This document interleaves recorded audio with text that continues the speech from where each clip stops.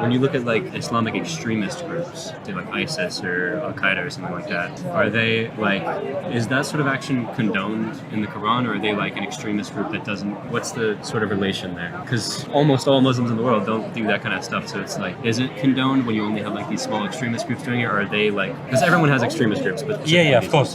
So the thing with Islamic extremist groups, it makes sense to keep them around. Now I'm speaking from a geopolitical point of view, and then I'll get to your point more specifically. Okay. Yeah, and these are not my words. These are the words of John Kerry, who was the Home Secretary at the time that ISIS was growing, and he was saying that it made sense for us to allow ISIS to grow because we wanted to use it as a counterpower against the Prime Minister or the leader of Syria, Bashar al-Assad. However, when we noticed that Bashar al-Assad was being fortified by Russia and we wanted to stop this group, the group had grown beyond our control. Now these groups exist everywhere. You've got the Eastern Lightning extremist group, Christian extremist group, you've got the 969 Buddhist extremist group, you've got the Hindutva in India. These are big groups. You had, in fact, the Zionist or the Jewish extremist groups, Stern Gang, Haganah, and Ergun. Ironically, rather than them being dissolved, their leaders ended up being the initial prime ministers of Israel. So